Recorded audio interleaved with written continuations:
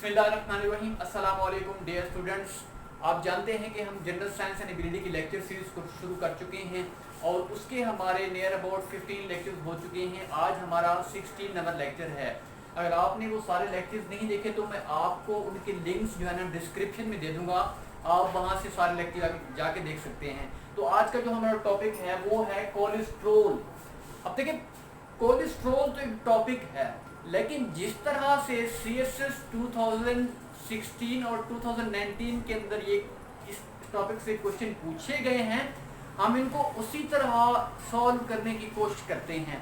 अब इसके दो एंगल्स हैं, उन्हीं दो एंगल्स को मैंने यहाँ पे पुट किया हुआ है। इंशाल्लाह एंड तक आपको पूरा लेक्चर समझ आ जाएगा। आपने इसको नोट करने के अलावा गौर से सुनना है और इस वीडियो को एंड तक देखना है। अगर आप इस वीडियो को एंड तक नहीं देखेंगे तो आपको समझ कुछ नहीं है, क्योंकि हर लेक्चर के साथ जो चीज़ें होती हैं वो इंटरलिंक्ड होती हैं।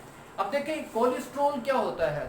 कोलेस्ट्रॉल एक जो है ना वैक्सी सब्सटेंस होता है हमारी बॉडी के अंदर। अब ये कहाँ से प्रोड्यूस होता है, कौन सी चीज़ को प्रोड्यूस करती है। अब ये इसके दो सोर्सेज होते हैं। एक तो इसको हमारी बॉडी जो है ना फॉर्म करती है, दूसरा ये कहाँ से फॉर्म होता है, दूसरा कुछ ऐसी खुराकें होती हैं, कुछ ऐसी फूड्स होती हैं जिनसे ये पैदा होता है। अब हमारी बॉडी के अंदर ये कैसे पैदा होता है, जो लीवर है ये चीफ सोर्स है जो कोलेस्ट्रॉल लेवल को पैदा करता है। और खुराकों के अंदर क्या है, खुराकों के अंदर जो डेयरी प्रोडक्ट्स हैं, जैसा कि मिल्क हो गया, मीट हो गया, ये क्या है, ये सबसे बड़े सोर्स हैं जो कोलेस्ट्रॉल को पैदा करते हैं। अब देखिए, जिस तरह क्वेश्चन हमसे पूछा गया हम उस तरह इसको सॉल्व करने की कोशिश करते हैं। What is cholesterol, discuss its importance, normal blood level. अब इंपॉर्टेंस बतानी है हमने किस पे, नॉर्मल ब्लड लेवल पे, और डेंजर्स ऑफ एलिवेटेड लेवल। जब वो एलिवेट करेगा तो उसके क्या क्या डेंजर्स होंगे, विद रेफरेंस टू हेल्थ और डिजीज इन ह्यूमन, इंसान के अंदर हेल्थ के लिहाज से और डिजीज के लिहाज से। देखिए, इसकी कॉन्स्टेबल अमाउंट जो है वो हेल्थ के लिए फायदेमंद है। अब देखिए, पहली बात तो ये मैं बताना चाहूँगा कि हमारी ज़िंदगी में जितने भी इवेंट्स जो वाक़यात वकूअ पज़ीर होते हैं, अब देखिए अगर हम अपनी सोशल लाइफ को देख लें, अगर अपनी सोशल लाइफ के अंदर मॉडरेट होते हैं तो क्या होता है, हमारे लिए बहुत ज़्यादा फायदेमंद है। अब जो लोग ज़्यादा हैपर हो जाते हैं उनके लिए भी नुकसानदायक है, जो गुस्सा करते हैं बहुत ज़्यादा, या जो लोग अपना कॉन्फिडेंस लेवल लो कर देते हैं, इन्फीरियरिटी कम्प्लेक्स का शिकार हो जाते हैं, तो वो भी क्या है, नुकसानदायक है। इसी तरह ज़िंदगी की हर जो पूरा सिस्टम है, हालांकि दुनिया का निज़ाम भी जो है ना वो बैलेंस्ड है, अगर इसके मौसमों के अंदर थोड़ी बहुत तब्दीली रोनुमा हो जाए तो क्या हो जाए, नुकसान, उसके हार्मफुल इफेक्ट्स, डेट्रीमेंटल इफेक्ट्स हमारे सामने पज़ीर होते हैं। इसी तरह जो कोलेस्ट्रॉल है, अगर वो हमारी बॉडी के अंदर नॉर्मल रहे, अगर वो मॉडरेट हद तक रहे, कॉन्स्टेबल अमाउंट रहे, जितना हमें उसकी हमारी बॉडी को ज़रूरत होती है, तो वो हमारे लिए फ़ायदेमंद है, अदरवाइज वो हमारे लिए डेट्रीमेंटल है। अब कोलेस्ट्रॉल की दो टाइप्स हैं, एक है HDL और दूसरा है LDL। HDL क्या है, HDL है हाई डेंसिटी लिपोप्रोटीन, और LDL क्या है, लो डेंसिटी लिपोप्रोटीन। अब हम इसकी इंपॉर्टेंस देखते हैं कि कोलेस्ट्रॉल की हमारी बॉडी के अंदर क्या इंपॉर्टेंस है। पहली बात तो यह है कि अगर कोलेस्ट्रॉल लेवल पैदा होगा, हमारा जिस्म क्या रहेगा, हेल्दी रहेगा।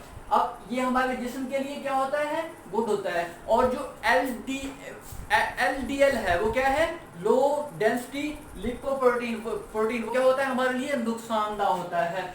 It helps remove LDL cholesterol from our body. ये क्या करता है, हमारी बॉडी से जो हाई डेंसिटी लिपोप्रोटीन होता है उसको क्या करता है, रिमूव करता है, ताकि आर्टरीज के अंदर जो ब्लड क्लॉटिंग हो चुकी होती है वो क्या होती है, वो खत्म हो जाती है। अब देखिए, 1/3 और 1/5 जो ब्लड हमारा कोलेस्ट्रॉल होता है वो कैरीड होता है बाय HDL।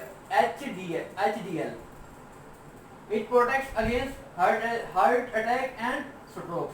अब देखें, हार्ट अटैक और स्ट्रोक्स, मैं दोनों के बारे में आपको बताने जा रहा हूँ। देखें, जब इसकी हाई अमाउंट हमारी बॉडी के अंदर हो जाती है, देखें ये अटैक कहाँ पे करता है, या हार्ट है और दूसरा क्या है, ब्रेन है। अब जब ब्रेन को जाने वाली आर्टरी जब खून लेके जा रही होती है जब उसके अंदर क्लॉटिंग हो जाती है तो क्या होता है, वो क्या होता है, जो हमारी वेन्स आर्टरी होती है वो क्या होती है, वो स्ट्रेच हो जाती है, वो नैरो हो जाती है, जिसकी वजह से ब्लड की सर्कुलेशन में क्या होती है, रुकावट पैदा होती है। तो क्या होता है, हमें स्ट्रोक हो जाती है, जिसे हम ब्रेन हेमरेज भी कहते हैं। इसी तरह जो आर्टरी खून लेके जाती है हमारी हार्ट में, अगर वहाँ पे क्लॉटिंग हो जाए तो क्या होता है, वहाँ पे जो वो आर्टरी होती है वो स्ट्रेच हो जाती है, क्या हो जाती है, वो नैरो हो जाती है, जिसकी वजह से क्या होता है, हार्ट अटैक वो पॉसिबल होता है। अब देखते हैं इसके जो डेंजर्स हैं वो क्या क्या हैं। Dangers of elevated level.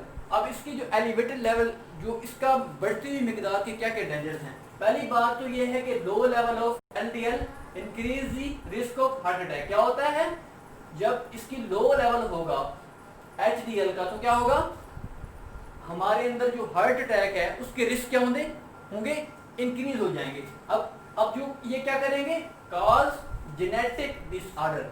अब इसकी वजह से क्या होगा, जब ये कमी होगी इसकी तो क्या होगा, हमारे अंदर जो जेनेटिक डिसऑर्डर है उसकी डेंजर क्या हो जाएगा, बढ़ जाएगा।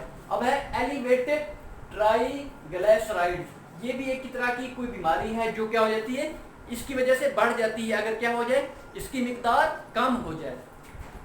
अब देखिए, एक्सेस कोलेस्ट्रॉल कॉज प्लेक्यू। प्लेक्यू क्या होता है, ये होता है बिटवीन आर्टरीज वॉल्स के दरमियान, make it hard for heart to circulate blood. अब देखिए, जब प्लेक्यू क्रिएट हो जाता है हमारी आर्टरीज की वॉल्स के दरमियान तो क्या होता है, ये हमारी हार्ट को जो ब्लड जाता है उसकी सप्लाई को क्या देता है, रोक देता है। क्या करता है, सर्कुलेशन को रोक देता है। उस तरह क्या होता है, हार्ट अटैक हो जाता है।